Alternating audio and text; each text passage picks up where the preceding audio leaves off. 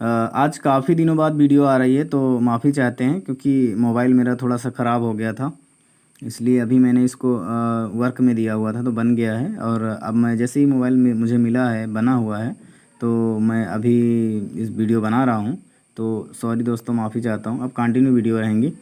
देखिए क्वेश्चन प्रश्नावली जहाँ जहाँ तक हमने अंत किया था उसके बाद एक क्वेश्चन दो बचते हैं, वो आसान है, आप कर लेंगे। जैसे नहीं कर पाते हैं तो आप बताइएगा, हम करवा देंगे।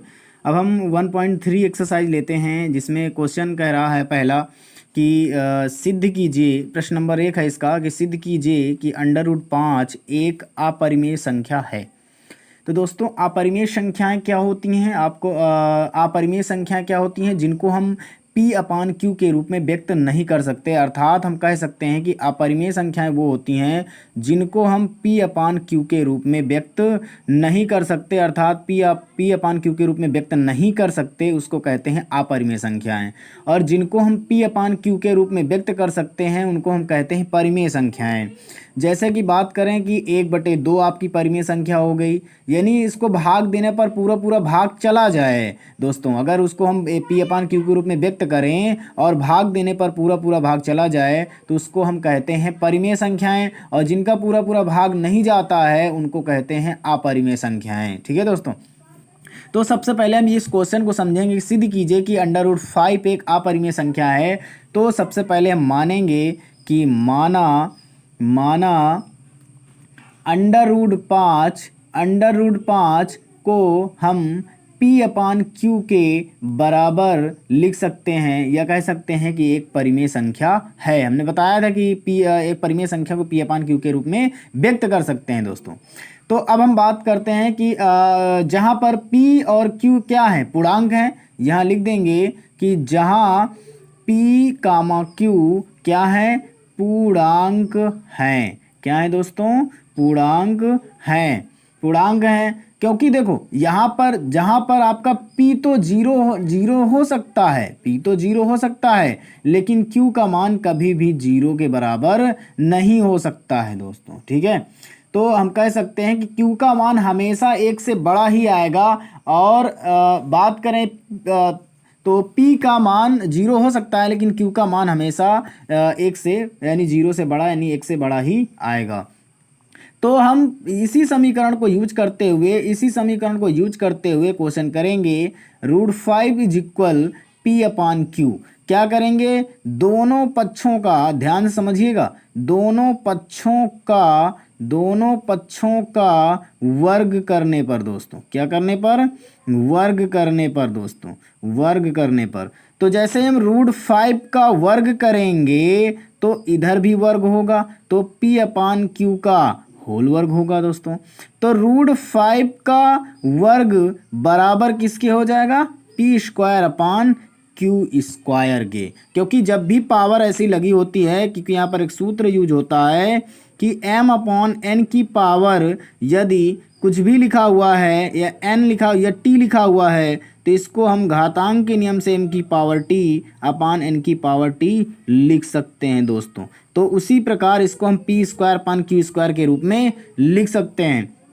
अब हम बात करें कि इधर से जब स्क्वायर हटेगा तो रूट हटेगा, क्योंकि हमने पढ़ा है कि m अगर रूट है, इसकी पावर अगर स्क्वायर है तो इसको आप क्या लिख सकते हैं, m की पावर 1/2 × 2। तो 2 से 2 कैंसिल हो जाएगा तो केवल क्या बचता है, m बचता है दोस्तों। तो यहाँ पर केवल 5 बचेगा और ये हो जाएगा P²/Q² के बराबर। अब हम बात करते हैं कि यहाँ पर Q² को क्या कर सकते हैं कि यहाँ पर से एक Q को इधर भेजेंगे, तो इसको हम लिख सकते हैं 5Q = P²/Q। क्योंकि यहाँ पर दो Q थे तो एक Q को हमने क्या कर दिया, इधर मल्टीप्लाई करा दिया, इधर गुणा करा दिया। अब हम यहाँ पर कह सकते हैं कि चूंकि 5Q का पूर्णांक है, चूंकि क्या है, 5Q जो है, 5Q का पूर्णांक है, लेकिन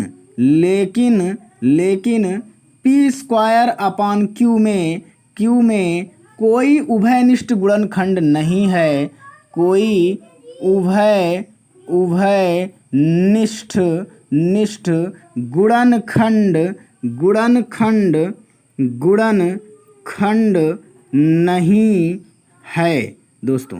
ठीक है, यानी इस 5q equal p square upon Q, जहाँ चूंकि 5q का पूर्णांक है लेकिन पी स्क्वायर अपान क्यू में कोई उभयनिष्ठ गुणनखंड नहीं है, अतः हम कह सकते हैं कि P square upon Q does not equal 5q के, क्योंकि जब पूर्णांक नहीं है तो डज नॉट इक्वल 5q। जो परिणाम, अब हम यहाँ पर इसको परिणाम सेकंड कह सकते हैं दोस्तों। जो परिणाम एक व मतलब जो परिणाम 2 के विपरीत है, क्या है, 2 के विपरीत है, जो परिणाम 2 के विपरीत है, इससे सिद्ध होता है, इससे सिद्ध होता है, सिद्ध होता है, इससे सिद्ध होता है कि, इससे सिद्ध होता है कि हमारी कल्पना असत्य है। क्या है, हमारी कल्पना असत्य है दोस्तों, हमारी कल्पना असत्य है। अतः कह सकते हैं हम कि √5 अपरिमेय संख्या है। यही हमको सिद्ध करना था। तो इति सिद्धम दोस्तों, इति सिद्धम। तो आपको क्वेश्चन समझ में आया होगा, आई होप। एक बार फिर से देख लेते हैं। सिद्ध कीजिए कि √5 एक अपरिमेय संख्या है। तो हमने माना है कि माना √5 इक्वल पी अपान क्यू, क्योंकि हमने समझा दिया कि परिमेय अपरिमेय क्या होती हैं। यानी परिमेय संख्या वो संख्या होती हैं जिनको भाग करने पर पूरा पूरा भाग चला जाता है, और अपरिमेय संख्या वो संख्या होती हैं जिनको भाग करने पर पूरा पूरा भाग नहीं जाता है। तो हमने मान लिया कि इस परिमेय संख्या को पी अपान एक परिमेय संख्या है, जिसको पी अपान क्यू के रूप में हमने व्यक्त किया। जहाँ पी और क्यू एक पूर्णांक है तो पी का 0 हो सकता है लेकिन क्यू का मान 0 नहीं हो सकता, इसलिए √5 इक्वल पी अपान क्यू, दोनों पक्षों का वर्ग किया तो इधर √5 आ गया, √5 का स्क्वायर, पी अपान क्यू का होल स्क्वायर। इधर हमने बताया इस नियम से कि कैसे तोड़ना है, ये फॉर्मूले हैं। तो √5 का स्क्वायर जैसे हमने तोड़ा तो यहाँ पर 5 आ गया, g equal p square upon q square. यहाँ पर 2 घात हैं तो इसका मतलब ये 2 लिखे हुए हैं, एक को हमने इधर भेज दिया। 5 equal p square upon Q, समीकरण 2। चूंकि 5q का पूर्णांक है लेकिन पी स्क्वायर अपान क्यू में कोई उभयनिष्ठ गुणनखंड नहीं शामिल है, इसलिए हम कह सकते हैं P square upon Q equal does not equal 5q, यानी 5q के बराबर नहीं है, जो सेकंड के विपरीत है। अतः इससे सिद्ध होता है कि हमारी कल्पना असत्य है, इसलिए अतः √5 एक अपरिमेय संख्या है। ठीक है, थैंक फॉर वाचिंग दोस्तों। अगर वीडियो अच्छी लगी हो तो लाइक और शेयर करें, अपने दोस्तों के साथ भी शेयर करें। इसी तरह की वीडियो पाते रहने के लिए हमारे चैनल से जुड़ जाएं और बेल आइकन को ऑन करें।